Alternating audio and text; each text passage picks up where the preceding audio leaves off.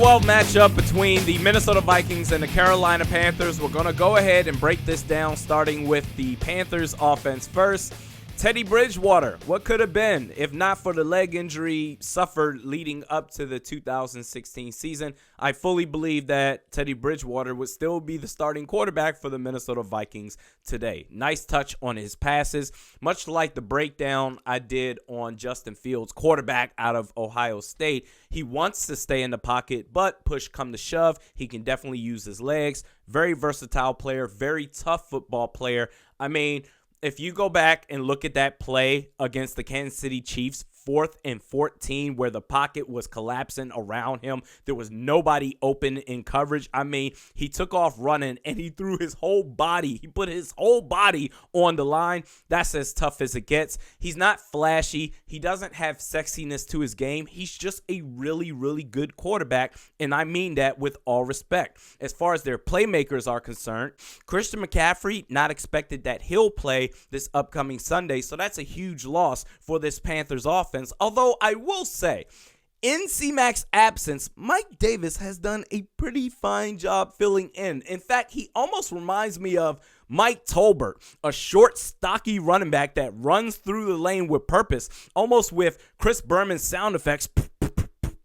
And as far as their wide receivers, they've got DJ Moore, Robbie Anderson. Their big plays waiting to happen. In fact, Robbie Anderson, he was a free agent this past offseason, and I was really hoping the Vikings would make a play for him. Alas, they didn't. And then they also have Curtis Samuel. He's their gadget player. He can also make plays downfield, but from time to time, they like to line him up at running back. Bottom line, the Panthers like to run a quick throw offense. They lean heavily towards the outside. They like to strike within that 5 to 8 yard zone. And also they use a multitude of formations. They like to do crunch formations, trips left, trips right. In fact, going back to the crunch formation, they like to use a lot of trickery there. So for instance, a lot of the times, Teddy, he'll snap the ball, fake screen to the right to his running back, switch over, throw the opposite screen to the left side to his wide receiver. So defensive IQ has to be on point. Also, the key here for defense is speed.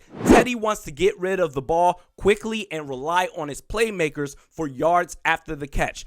The defensive line has to play better compared to what they did last week against Dallas, because if you give Teddy time to make his throws and if you let Mike Davis run roughshod, it's going to be a long day for the Vikings defense. As far as the Panthers defense is concerned, their pass rush is not great. In fact, I'd say the same about their secondary as well.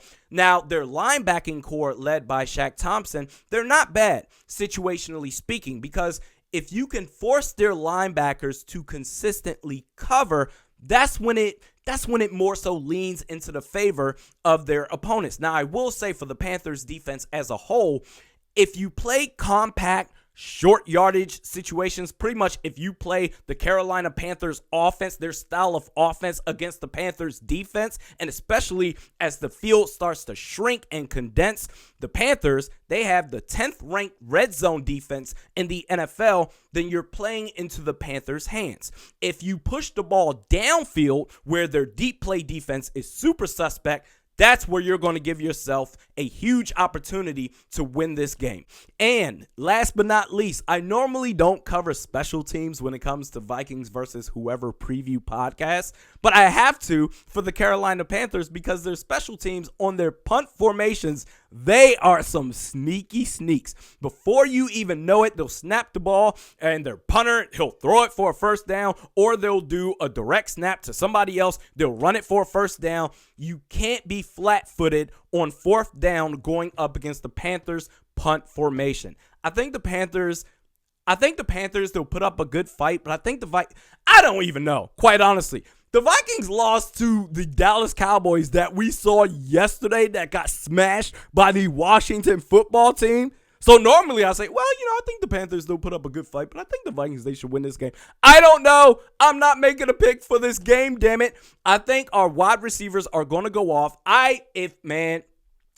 Before I started recording this podcast, I saw an alert that Irv Smith Jr. is doubtful to play this upcoming Sunday. If he were healthy, if he were to play, I would say, this is the game. Irv Smith Jr., This is especially going up against the linebackers and coverage. This is going to be the game. He's going to go off. But either way, I think our wide receivers, Justin Jefferson, Adam Thielen, they're going to have nice games. Kirk Cousins, play action. He'll have a nice game. The defense, that's the question mark that I have, because the Panthers offense, they rely on yards after the catch, and our defensive line was so soft last week. And Mike Davis, he's a bowling ball. I don't know. I have no idea. I'm not going to make a selection. Let me know your thoughts in the comments section below. We do this 3 times a week. Mediocre at Best Sports Podcast with Realistic Randy. Check me out on Twitter at realistic_Randy, Facebook at Realistic Randy. At Realistic Randy. We'll see you then.